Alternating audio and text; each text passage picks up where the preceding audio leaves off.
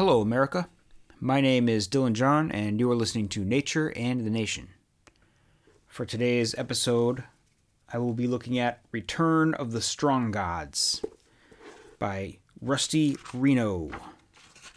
He actually goes by R.R. Reno here, but I happen to know that his first name is Rusty. Technically Russell, but he goes by Rusty. And I've been wanting to look at this book for a long time. I read it actually quite a few years ago. I think I read this book around the time I started my podcast. This might have even been one of the books that inspired me to make this podcast. I read this book a while ago and I was absolutely enthralled. I think it's a fantastic book. But there was some, he talks about other thinkers, and there were some other people that I wanted to address before I got to this book. I wanted to sort of lay the foundations for some of the things he talks about here. And one of them was, he talks a lot about Hayek and Popper and Durkheim. So first I did the Durkheim book, Suicide. I wanted to make sure that I at least touched on Durkheim, and then I had to do Plato, I had to do Popper, but in order to do Popper, I had to do Marx, Hegel, and Plato. So there was a lot of groundwork that had to be laid. And before I did Plato, I wanted to do the Pre-Socratics, and so on and so forth, and I still haven't done an episode about Hegel or Marx. And I still haven't read Popper or Hayek yet.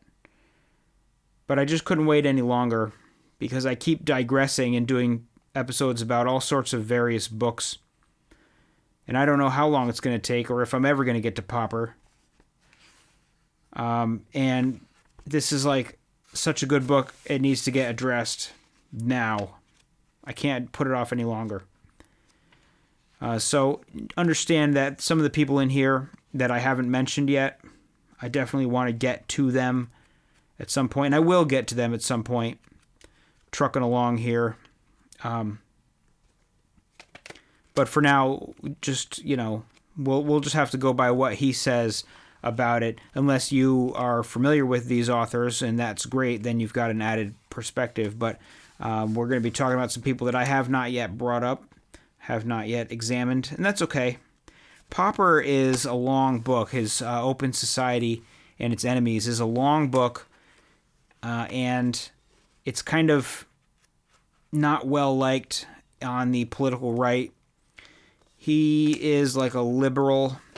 I wouldn't call him a socialist or a communist, maybe a socialist. I don't know. I mean, I haven't read the book, haven't read Popper. It's hard for me to say what he is, but he was not beloved by Leo Strauss. He's not beloved by most conservative thinkers. And, it's always rough to devote a huge number of pages to a book that I feel like I'm going to disagree with.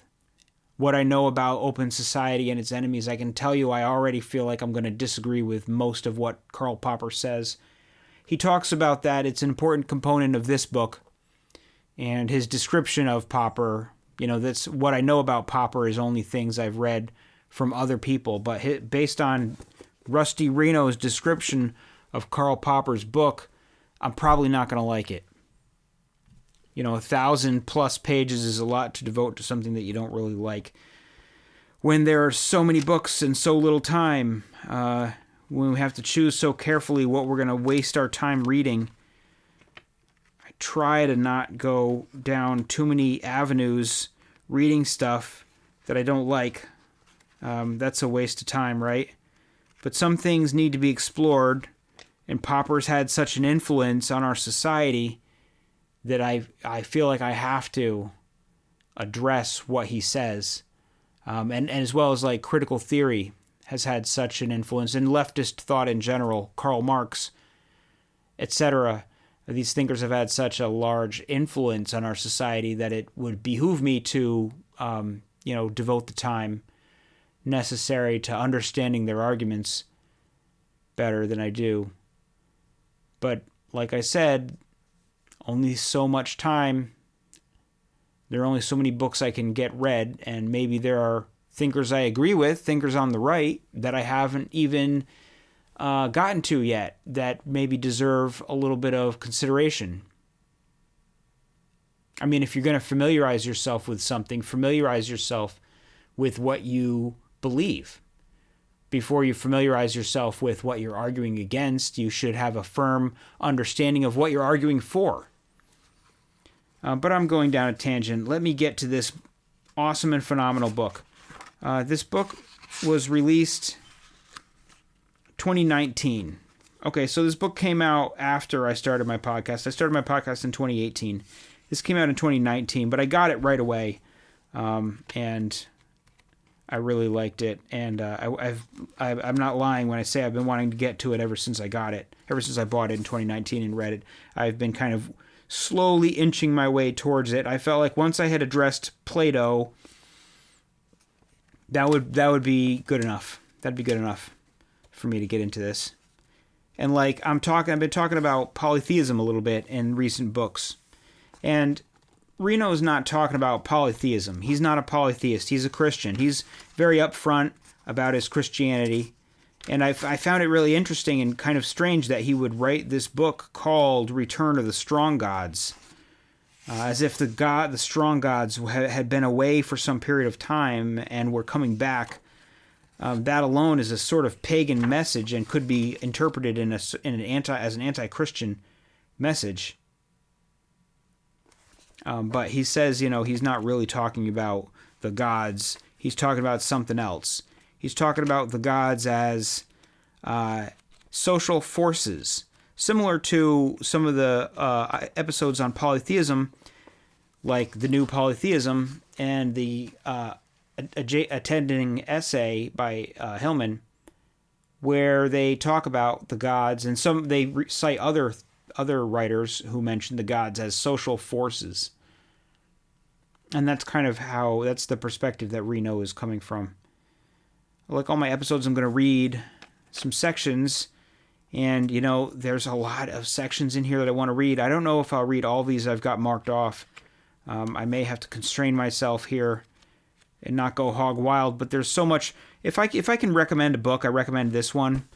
I've said this a couple times on the show, I'm sure, and so maybe you're starting to doubt me, but if I had to pick a top 5 books, which I'm not going to do off the top of my head right now, but if I were to pick a top 5 books that you have to read, this book is one of them. This book and The Righteous Mind by Jonathan Haidt and Conflict of Visions by Thomas Sowell. 1, 2, 3.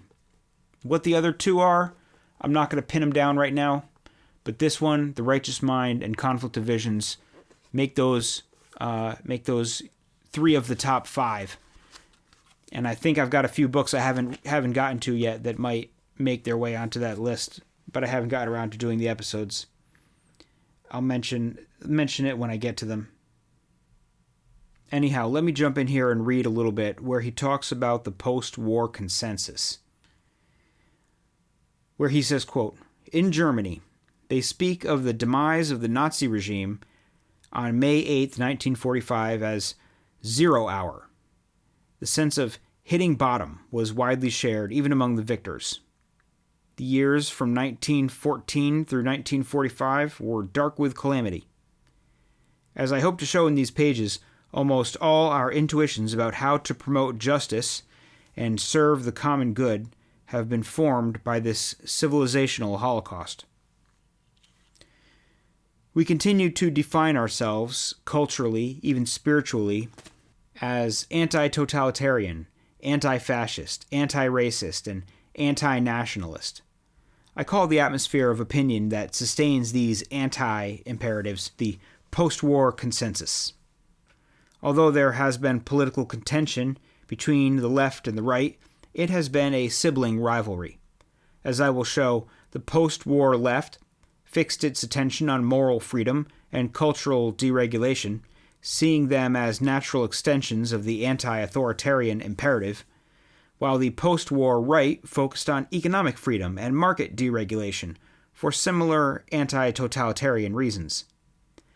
As the long 20th century ends, this unified thrust is easier to discern, not least because the establishment left and right are closing ranks to denounce populism. The post-war consensus is more than political. Its powerful cultural influence is evident in the emphasis on openness and weakening in highly theorized literary criticism and cultural studies in universities, often under the flag of critique and deconstruction, and in popular calls for diversity, multiculturalism, and inclusivity, all of which entail a weakening of boundaries and opening of borders. Nor is the cultural influence of the post-war consensus confined to the left. The same insistence on openness and weakening is found in libertarianism as well, which seeks cultural deregulation so that individuals are not constrained by shared norms. It is felt in free market economic theory and socio-biological analysis of politics and culture, both of which adopt a reductive view of human motivation that disenchants public life. Openness, weakening, and disenchantment are at play in post-war sociology, psychology, and even theology. In every instance, they rise to prominence because they are seen as necessary to prevent the return of the strong gods. By strong gods, I do not mean Thor and the other residents of the old Norse Valhalla. The strong gods are the objects of men's love and devotion, the sources of the passions and loyalties that unite societies. They can be timeless. Truth is a strong god that beckons us to the matrimony of assent. They can be traditional, king and country, insofar as they still arouse men's patriotic ardor, are strong gods. The strong gods could take the form of modern ideologies and charismatic leaders. The strong gods can be beneficent. Our constitutional piety treats the American founding as a strong god, worthy of our devotion. And they can be destructive. In the 20th century, militarism, fascism, communism, racism, and anti-Semitism brought ruin. End quote. Okay, so we get here the post-war consensus, and there are a few things to be said here. First of all, it's a common observation on the right today that the post-war consensus, the general political atmosphere after World War II, was very uniform. It had a left-wing version and a right-wing version, but it was basically liberalism. Fascism had been defeated, and it was liberalism versus communism, and liberalism just became the open-minded approach. That there's the openness of society, the tolerance and whatnot of society was a part of liberalism. The idea being, of course, that after World War II, our entire society, the society of the West, the society of so-called liberalism, classical liberalism, which had its left-wing progressive liberalism and its right-wing classical liberalism branches, but it was all built around the concept of anti-fascism, anti-totalitarianism. The only real enemy was totalitarianism, fascism. Whether it was Nazism or communism, it was always some form of government totalitarianism that was the ultimate enemy that we conceived from the end of World War II onward. The government was, you hear about the right being the very anti-government side, but the left has its own anti-government kind of mentality, in that the real enemy to the left is authoritarianism, authoritarian fascism, and racism and sexism, but especially when racism and sexism has the power and backing of the government. And it's entirely true that the left will use the government to get their objectives achieved more so than the right will. But the objectives, I mean, Reno has a point in that the objectives are always a sort of dissolving of anything that might be reminiscent of, he says there's an emphasis on opening and weakening in highly theorized literary criticism and cultural studies in universities. Under the flag of critique and deconstruction, popular calls for diversity, multiculturalism, and inclusivity, which entail a weakening of boundaries and opening of borders. So the things that are getting taught in universities, the various programs, intellectual programs of critique and deconstruction, the way people are talking about how society is and what our values need to be. And, the universities they really do have a pretty significant impact on the ideas of a society. And the whole society has been embracing this openness and weakening. It's always a defense against, what the opposite of that would be closing and strengthening. And anything that we perceive as closing and strengthening, what does that mean? Closing and strengthening what? Weakening what? And this is honestly, like, Reno's a little bit, I'm only in the beginning of the book. I'm in the preface. I'm only in the preface still, or the introduction. But he does get into more detail, but right now we can see that it's a little hard to pin down when he says things like, what are these strong gods that he's talking about? He says that they are the American founding is a strong god worthy of our devotion. And he says king, country, things that when he puts forward a definition, the objects of men's love and devotion, the sources of passions and loyalties that unite society. So if tolerance is like an overarching goal of society, then tolerance could be seen as a strong god. These are the things that inflame men's passions. Well, people get passionate about tolerance. People get passionate about their values. And so the gods are the different values that people could have. And people can hold to their progressive values, their progressive gods, they're gods that demand things like open borders, and they can be very passionate about it and will bring people out into the streets rioting and protesting against the ICE officers. They take it very seriously. And so, like, the gods that inflame those people should be considered strong gods. And this is where I think Reno's not, his introduction doesn't spell it out as succinctly as I would like it to. Because there's a difference between a strong god and a god of strength. A god of strength encourages you to be strong. A strong god has a powerful hold over you. It's a powerful force in society. Anything that you could say is a powerful force in society, a powerful social drive, is a strong god. Weak gods could be seen as things that may be tangential to us. So it's a peculiar way of phrasing it. But in a sense, like when we think of a strong god, we would think of things that inspire strength in us. A strong god would be like an idealized version of some beneficial quality, sort of paired with strength of character. What Reno is after here is something like the gods that will prompt us to care about our civilization.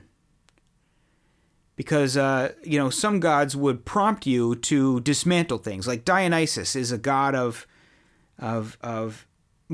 destruction. That may be too harsh of a phrase, but dissolution, dissolving, that liquefying force, that blending and destruction of form. And Dionysus can be a very strong god, drives people to the brink of insanity. What Reno's after are the forces that bring society together, the Apollonian forces, the forces that cause us to recognize us as a society in distinction to other societies. He talks about boundaries and borders, the sort of gods that prompt us to dismantle our borders and dismantle our boundaries and not know the difference between one thing and the next thing, and everything gets intermingled until it loses all distinction and individuality into like blended into the gray masses.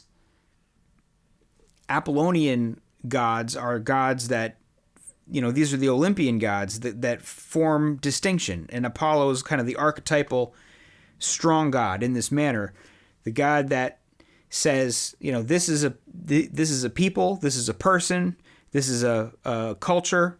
The god of boundaries, more than any other, would be Apollo.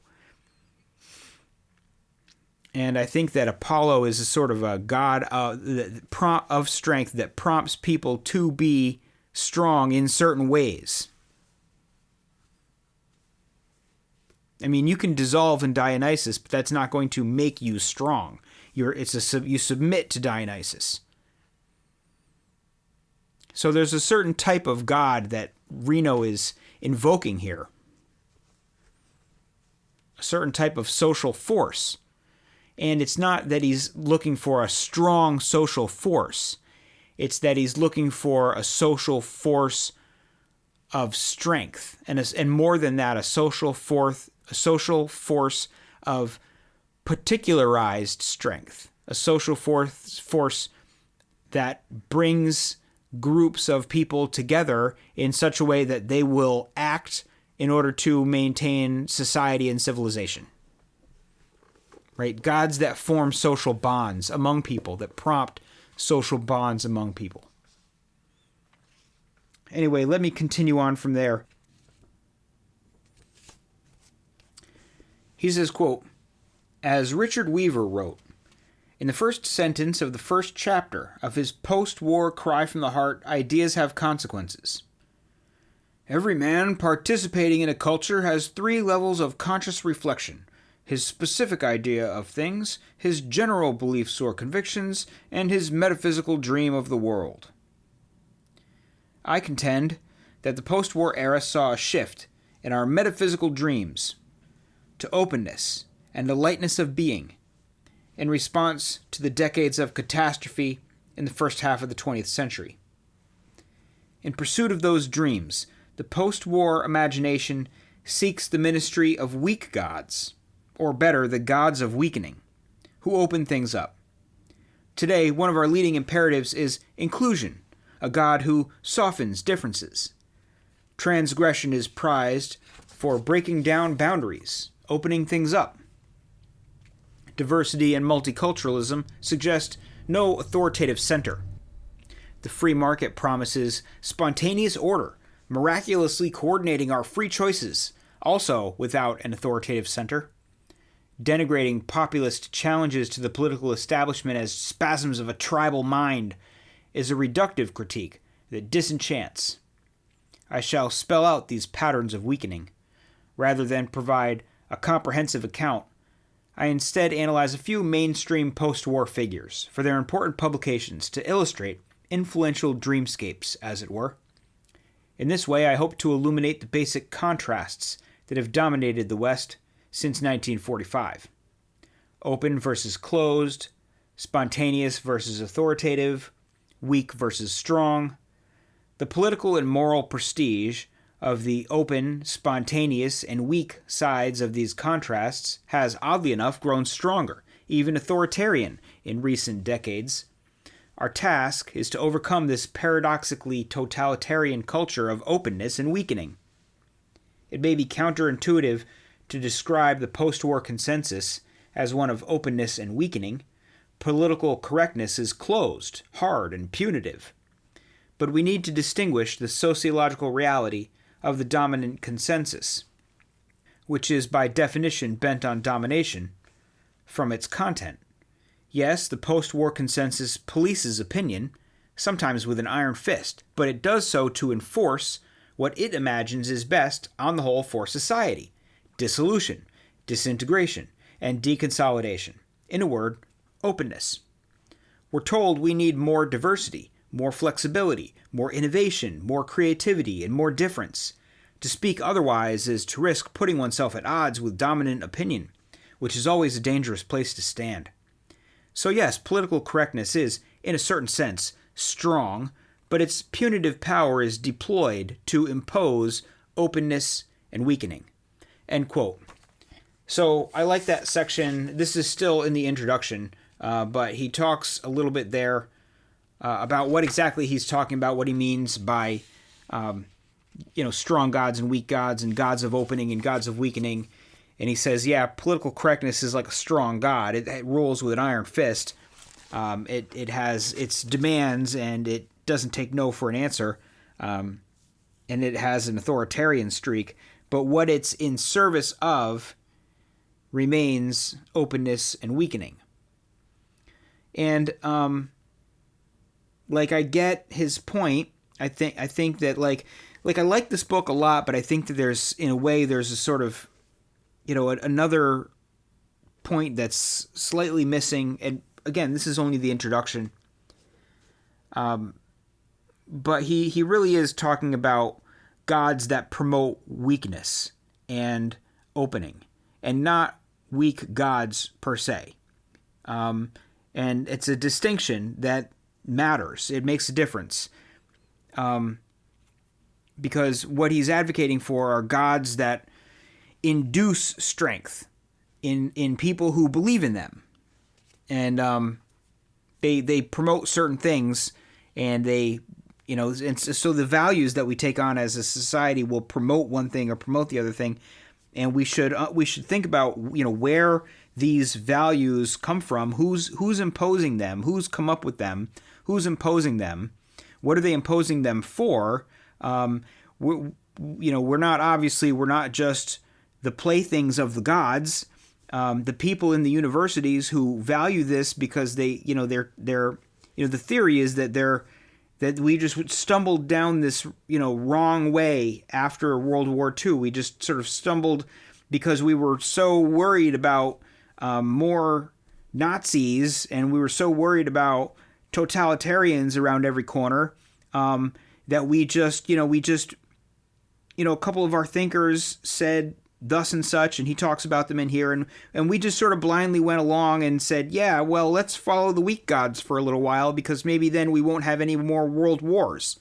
And maybe that's what happened. Maybe that things just sort of went that way. But one has to wonder,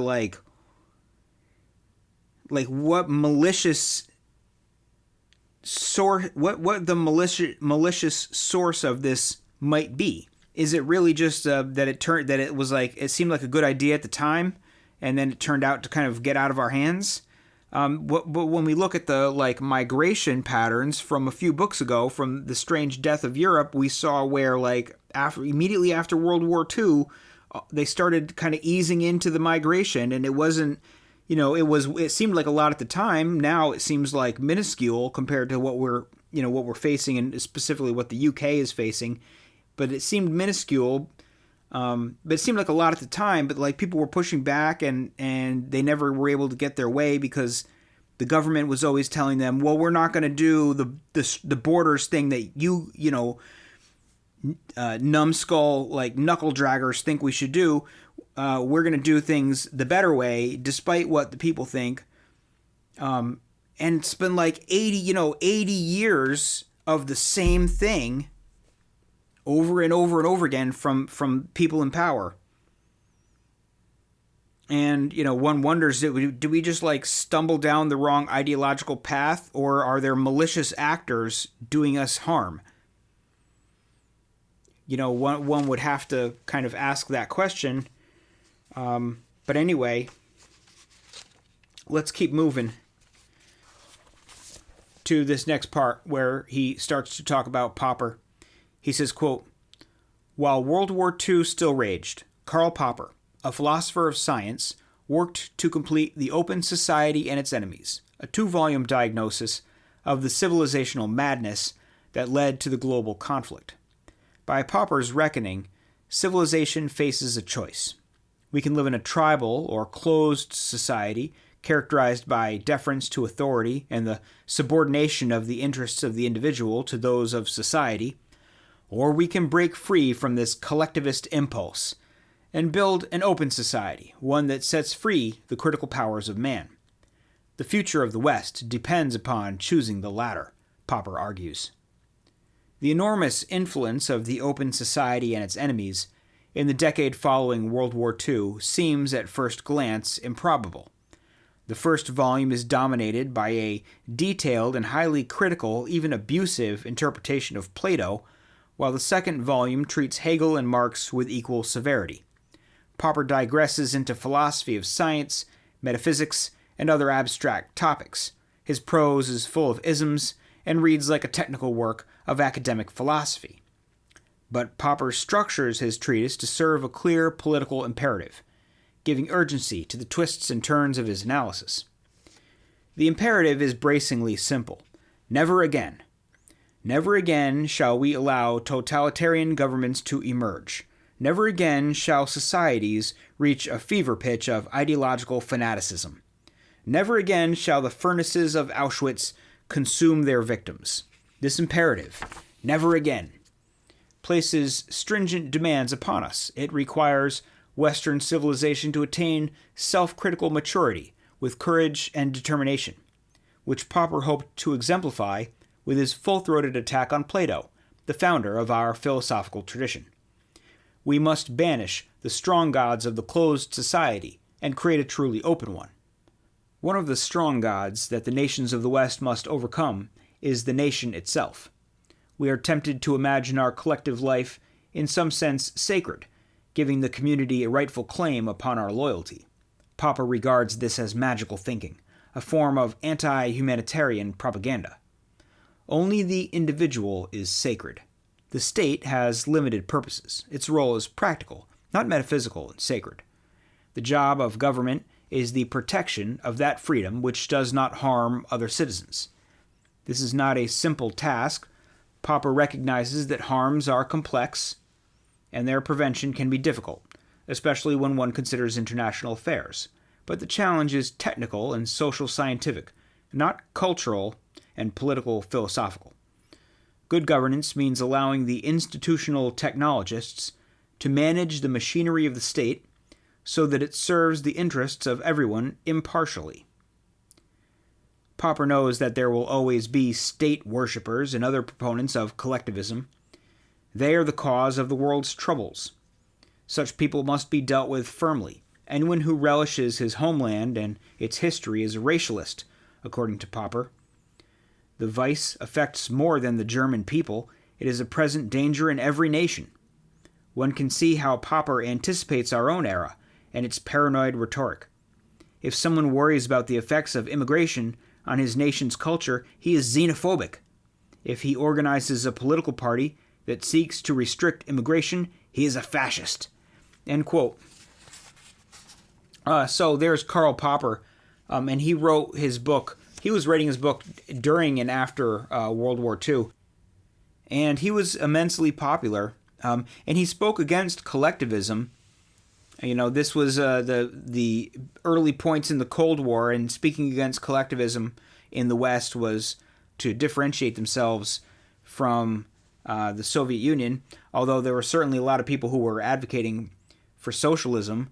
But I think once the Cold War got rolling in the 50s, individualism really became, that was like the high point of individualism in opposition to the collectivism of the Soviet Union.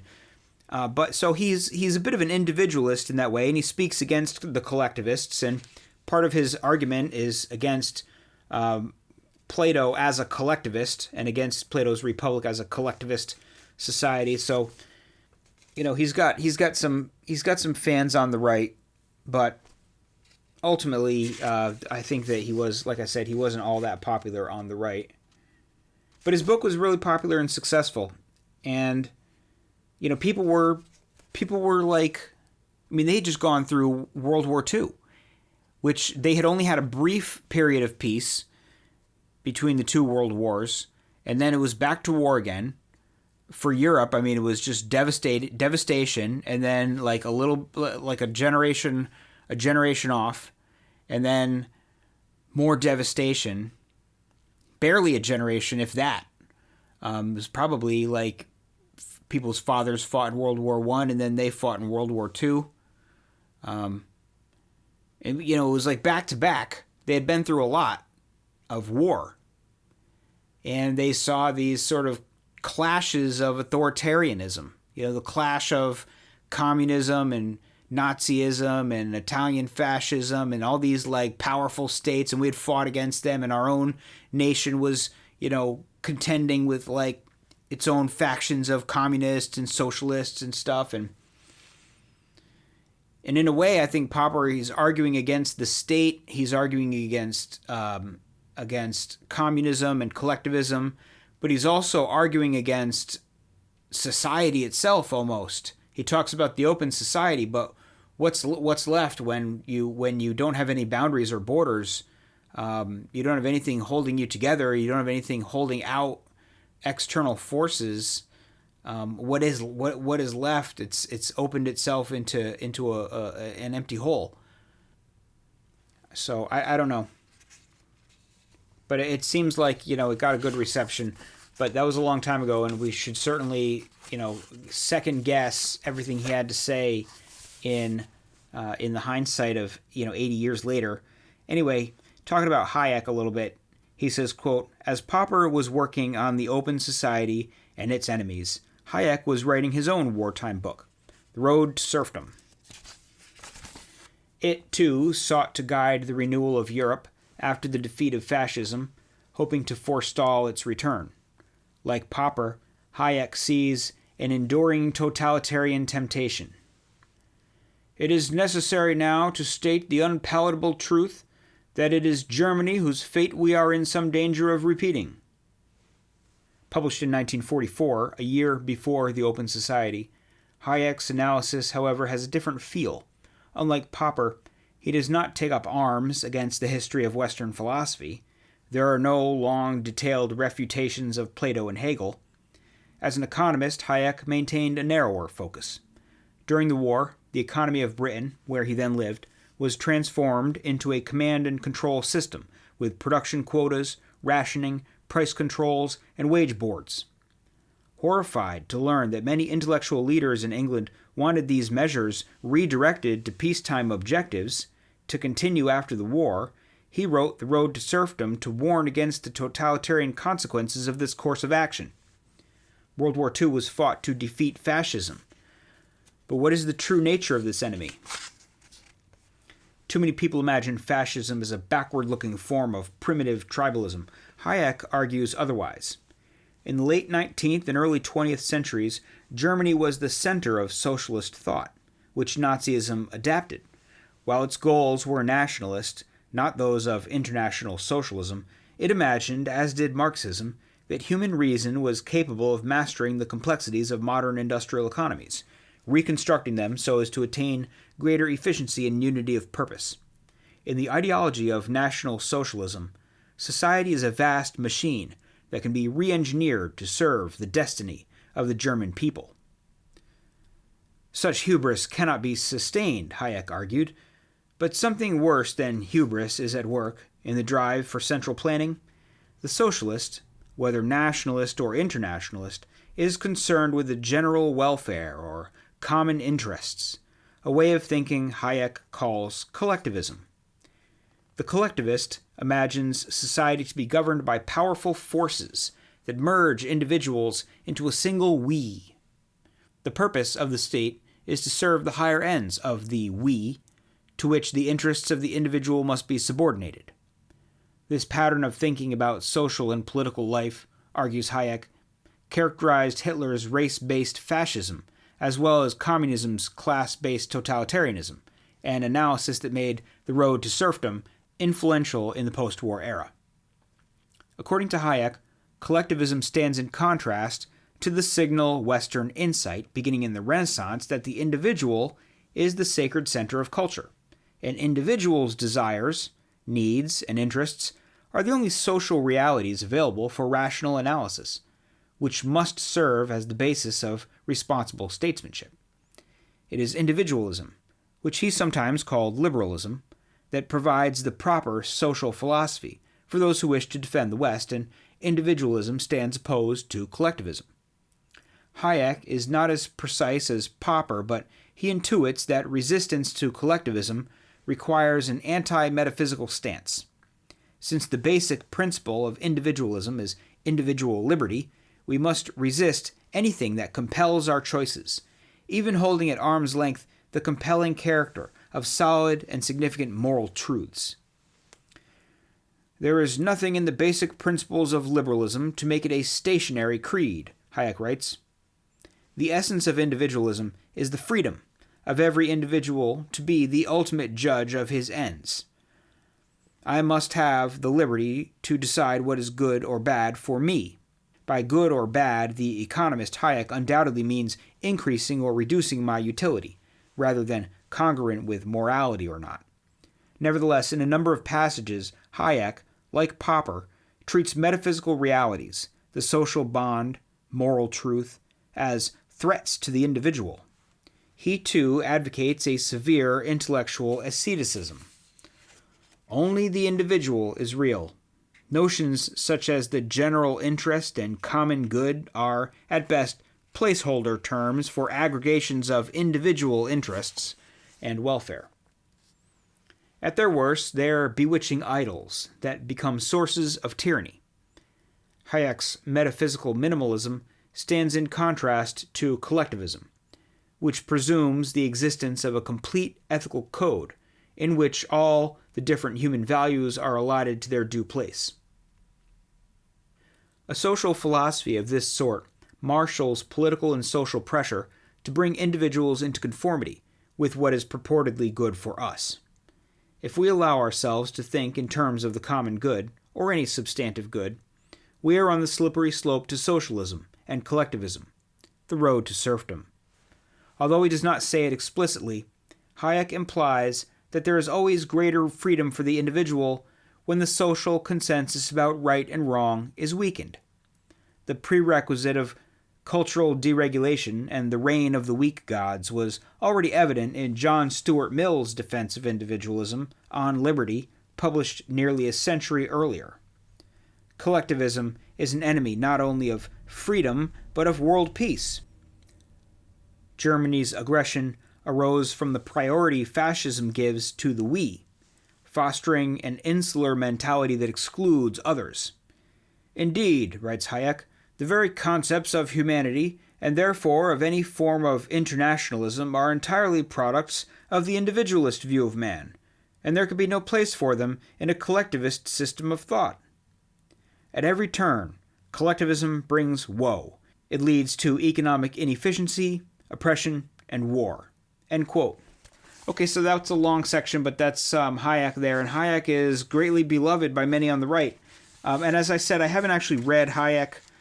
I guess I may have read an essay of his that was in a collection at one point. I think I read an essay of his a long time ago, but I understand the basic premise here. Hayek especially talks about like price controls, and if he takes an economic approach to the questions of individualism and collectivism, and Hayek is one of the quintessential libertarian economists, and much of political conservatism was influenced by libertarianism, as I've talked about when I've talked about fusionism. And so there's some of the things that Hayek says that make sense, but a lot of libertarianism makes sense, but it's taken to the extreme. It's taken too far. Collectivism becomes this, total evil with no redeeming qualities, and individualism is always good, maxed out all the time. It just takes it too far to me, I think. But at any rate, the sort of center left has veered along with Karl Popperish vision, taking on a little bit more of the extremism of the critical theory once that, because Popper came out in the 40s, but once the critical theory came out, it certainly like veered it off in an even more leftward Marxist direction after Popper. But it was always a sort of the left, the center left has been a mishmash of Popperite neoliberalism and in 1960s radical socialism. And the center right has followed along a generally libertarian with, enough nods to traditionalism, nods to religion and whatnot, but a generally kind of liberal approach that put the free market as almost the quintessential component of what conservatism was. We saw this in Barry Goldwater. Barry Goldwater was a bit of a more on the libertarian side than the traditionalist side of the fusionist equation. And he brought about the era of conservatism. And it was really just like the pushback against the New Deal, pushback against the collectivism of socialism, which was so, similar to communism. The struggle against communism kind of helped to elevate Goldwater and helped to elevate that whole libertarian side of the right. Anyway, let's jump forward quite a bit. Let's jump over the majority of the book here and move to the very end. This chapter called The Return of the Strong Gods. He talks a little bit here about Durkheim. He says, quote, "In 1912, Emil Durkheim published a theory of the social function of religion, the elementary forms of religious life. As he recognized, formal religious practice and belief account for only part of our engagement with the sacred. Monotheism, Jewish and Christian, drove out the gods of nature and society, denouncing them as idols. Worship was to be reserved for the one true God above. But this disenchantment remained always partial. There can be no society, Durkheim wrote, which does not feel the need of upholding and reaffirming at regular intervals the collective sentiments and collective ideas which make its unity and its personality. This upholding and affirming is not coldly rational. It draws upon the power of the sacred. Durkheim's assessment of the relation of social authority to sacred authority is sociological, not theological. But it is not discordant with the biblical view. As Paul writes in his letter to the Romans, "Let every person be subject to the governing authorities, for there is no authority except from God, and those that exist have been instituted by God." In the Judeo-Christian tradition, governing powers are not deities, but their dictates are tinctured with divine legitimacy.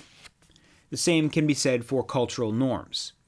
Wedding vows and public oaths invoke what is immutable and permanent to bind the changeable, fickle course of human events. Myth and legend accumulate to articulate the sacred sources of the social compact. Even modern countries, such as the United States, have founding fathers, mortal men with flaws to be sure, but somehow imbued with an enduring authority. Monuments and memorials reach for the transcendent. Parades and civic celebrations are rituals, not religious in the sense in which we now use the term, but with a higher significance than everyday life. The role of the sacred remained central in the West, even as the authority of the Church was displaced. During the most advanced stages of the French Revolution, the nabobs of the Empire of Reason instituted secular festivals and quasi-religious ceremonies to celebrate their new visions of humanity. New rituals replaced the old. Secular deities of right and reason superseded the God of the Bible. These Enlightenment gods were soon dethroned by new competitors, such as empire and commerce. We can critique these modern gods, and we should. They are often false idols. But the sacralizing impulse in public life is fundamental. Our social consensus always reaches for transcendent legitimacy. As Durkheim drew his theoretical analysis to a close, he reflected on the social conditions of Europe at the beginning of the 20th century. The West was going through a transition. Thoughtful men no longer thrilled to the great things of the past, which filled our fathers with enthusiasm. The old deities were losing their power. It was not just that the God of Christianity and Judaism, though influential in private devotions, was waning as the organizing authority for social life. The modern pantheon of reason, science, and progress was losing its hold on the imaginations of men as well. These gods, once so powerful, had shown themselves to be impotent. Unjust inequalities endured. Men still suffered. And so the late 19th and early 20th centuries was a time of ambivalence and uncertainty, a mood captured in the endlessly quoted line from W.B. Yeats, "Things fall apart, the center cannot hold." Loyalties were being withdrawn in the search for new but yet unfound devotions. In a word, Durkheim wrote, "The old gods are growing old or already dead, and others are not yet born." End quote. So you'll see something familiar there in Durkheim, and I believe he's writing in 1912, The Elementary Forms of Religious Life. I think that's what he's quoting there. Yeah, The Elementary Forms of Religious Life. Sounds like Heidegger, though, right? After God has died, but the gods have died, but the new God hasn't been born yet, or God is dead, but the gods aren't born, or however you want to phrase it. Durkheim just puts it plural in both directions. The old gods are growing old, or already dead, and others are not yet born. The sort of time in between the old gods and the new gods, where we presently stand. And interestingly, he says that the modern pantheon of reason, science, and progress was losing its hold on the imaginations of men at that time, 1912, because they hadn't been able to deliver what the Enlightenment thinkers had promised. These gods, they were once so powerful but had shown themselves to be impotent because injustice and suffering had not been banished from the world. The dark gods will always be here. And there's nothing wrong with reason, science, and progress, but they're not enough. Just like the four gods that were listed in the last book were truth, the world, beauty, and love. That's not enough. Reason, science, progress is not enough. Let's jump to the next section. He says, quote, "Popper and Hayek understood that Durkheim was correct about the role of the gods. In every political culture, the we touches upon sacred things.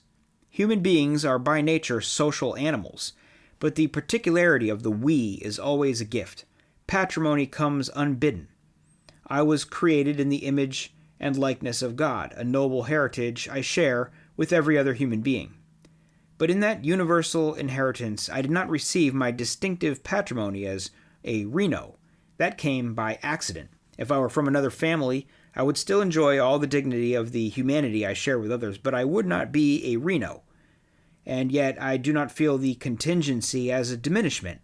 My parents, grandparents, and ancestors before them are, in a real sense, far more necessary for me than my generic humanity, so much so that I'm far more likely to sacrifice my life for my blood relations than for someone outside the family circle, however equal he may be in the eyes of God. This is at once an obvious point about human nature. Blood is thicker than water, as folk wisdom puts it, and something remarkable. The miracle of the we turns contingent familial solidarity into something more precious than our universal humanity. It is so powerful that it can overcome genetic differences, which is to say nature herself. Marriage creates a we. Adoption can expand the we. There is something thicker than blood, the union of shared loves.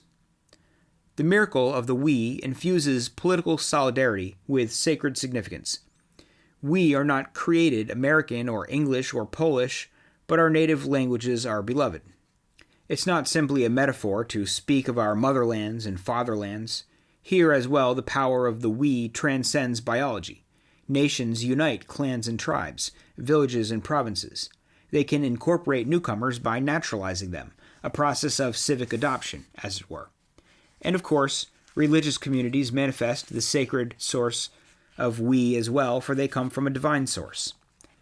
The solidarity found in the we is always political in the broadest sense, because the we is not natural, that is, it is not simply a consequence of our shared humanity or a biological dynamic of genetic connection. Its particularity requires intentional effort to create, guide, and sustain. In short, the we does not just happen.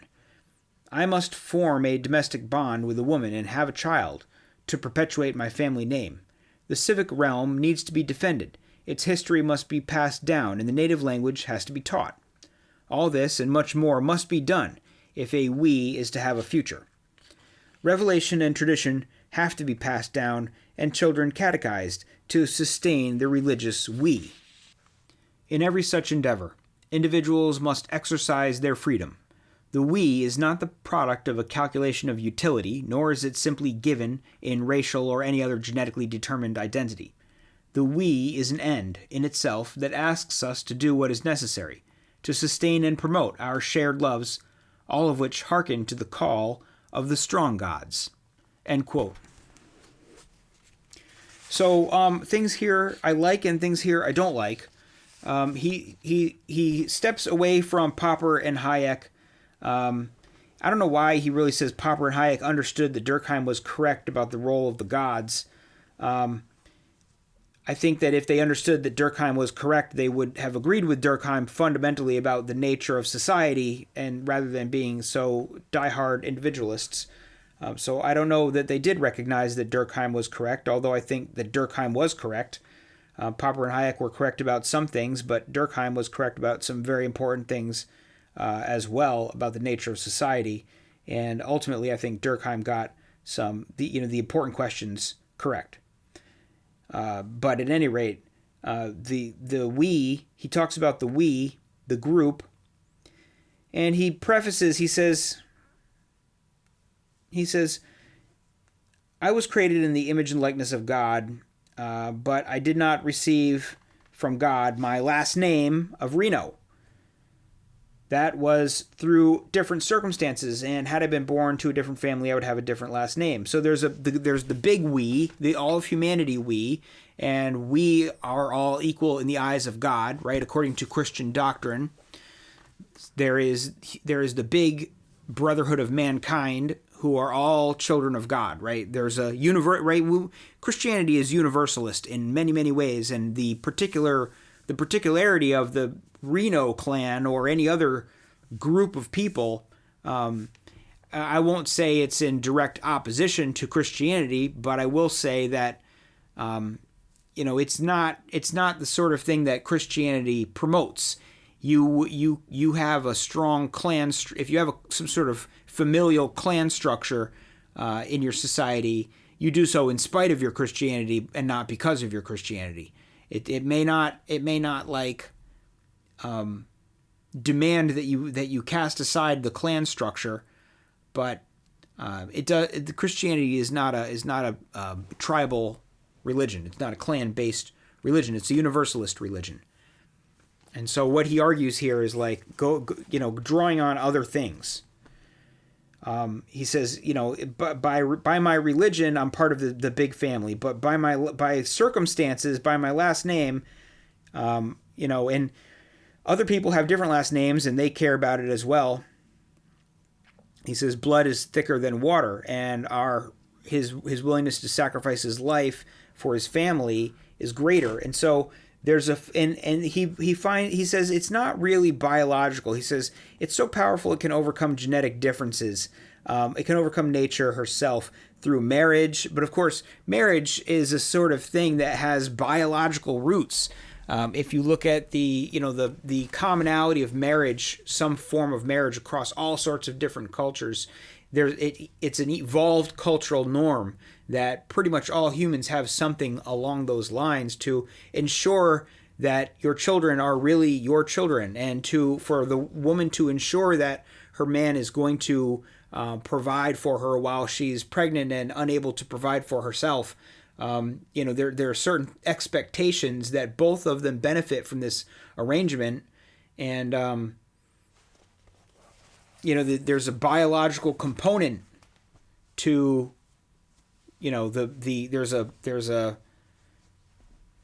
in a sense a biological component toward pair bonding amongst humans, and there's also a sort of cultural necessity of it. But it's true, like you can adopt people, and he also talks about nations, again transcending biology. But a nation, he says, nations unite clans and tribes. Well, then it's usually not like a random collection of people from across the globe who have signed up for the nationhood membership card. It's normally like a nation is formed of a group of tribes that find themselves to be in greater affinity with one another than they are with the other tribes next door. They all kind of see themselves, and that's at least the origin point. Now, there's conquerings and whatnot, and displacements, and among other things, but let's be honest, the nation is built from familial groups historically, from the unifications of tribes under one leadership.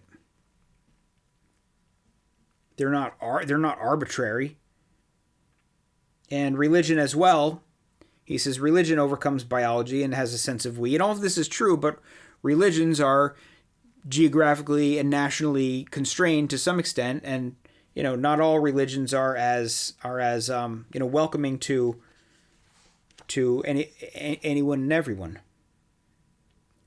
So I would say that there's a much more potent natural biological component to the collectivism than he admits here. He tries to brush it off somewhat.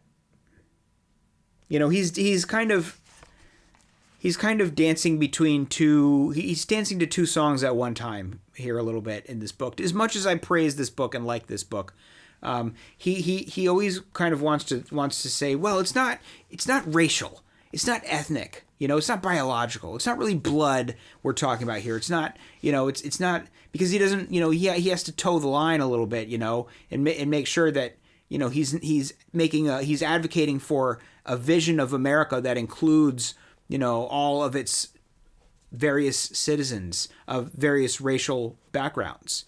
And I get like why that's important. You don't want to create a situation in America that's going to be unnecessarily bloody by conflict between people trying to create their separate racial nations. That seems like an unadvisable course of action.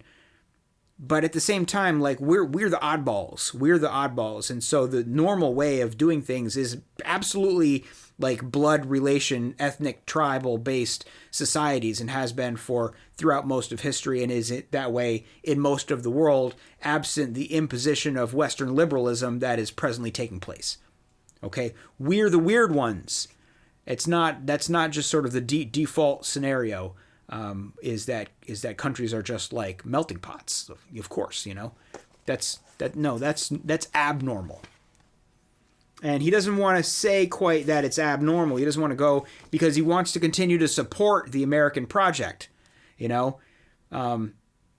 so he has to give value to the American values. He has to prop up the American gods a little bit here.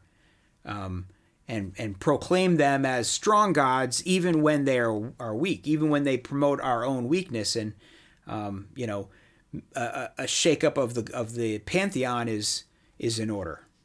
Anyway, let's move to the future, where he says, quote, "The concerns that drive populism in the West, immigration, borders, national sovereignty, reflect a growing sense that the we needs shoring up, which means calling upon the strong gods to renew our shared loves.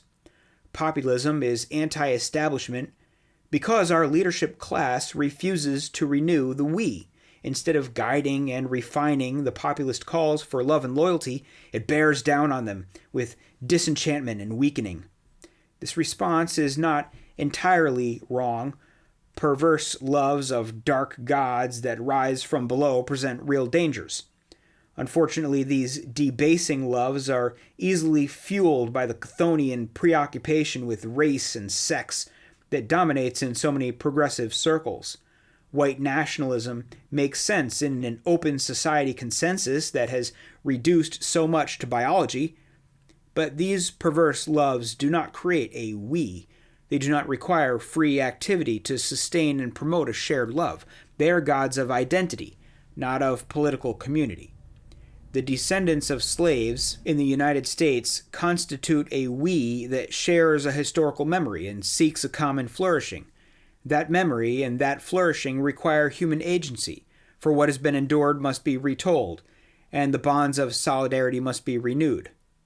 By contrast, the brute fact of shared skin color requires no such human agency, although in the artificial environment of universities and ersatz we has formed around grievances and theories of systemic injustice. The same is true for the gay community. To some degree, a we exists in the pursuit of legal equality and social acceptance. But once achieved, the solidarity of shared sexual practices is not a political project. In truth, the anti-political trajectory is a sure sign of debasing loves. It was not a coincidence that Nazism had no use for the state and its mechanisms of governance, seeking instead to rule through the party and the leader. The movement aspired to be a direct expression of German identity, unmediated by politics. The perverse gods of blood, soil, and identity cannot be overcome with open society therapies of weakening. On the contrary, they are encouraged by multiculturalism and the reductive techniques of critique. In the present decadent form, the post-war consensus makes white nationalism an entirely cogent position. Based on the little world of DNA, it asserts its claim to recognition in the acclaimed celebration of diversity. We cannot forestall the return of the debasing gods by reapplying the open society imperatives. False loves can be remedied only by true ones. A humane future in the West will require nurturing noble loves. End quote. So here he starts up talking about how populism is a reflection that we need the strong gods in our lives to shore up our sense of sovereignty and our strength, the strength of our nation, and our sense of shared loves that we could use to strengthen ourselves, right? We need to become strong as a people. We can't be weak as a people. If you let other people in and you let other people walk all over you, that makes you weak, right? And we don't want to be weak. We want to be strong, and that involves having boundaries of what is and is tolerable behavior from other people elsewhere. And one of them is you're not allowed to come here without permission, right? And it doesn't take a genius to figure that out. All it takes is the ability to call upon your personal strength and the strength of, to recognize the need for the strength of the nation, the strength of the community. The community has to be strong, and that's populism is the recognition that things have gone way astray and out of whack in that regard, among others. But it's ultimately about reinforcing the we, the sense that we are a society. We're not just a collection of random individuals. If that was the entirety of us, then borders really wouldn't make much sense. But that's not what a human being is. But he says that this populism is related to the potential of other dark gods rising from below. And it's interesting, he calls this sort of Chthonian preoccupation with race. It's biological. The thoughts about DNA, kinship, kin selection, group selection, these are biological questions. Nationhood and nationhood's relationship to kin groups. These are biological, earthly questions. They're not even really. They only touch on the realm of the ideal. This is material we're talking about, the material of our DNA and our blood. And so he kind of identifies this as a dark, chthonic, earthly power rising up from below as a danger. But like I said before, this is the way tribes have always been. This is what tribes are, and we are tribal. And I think we certainly can draw on some of the inspiration from the Romans and the ancients, and how they were ruled by strong gods that caused them to believe in themselves, to believe in their nations, their state, their city, their people. Well, here's to the return of the strong gods. Thanks for listening. I'll talk to you again next time.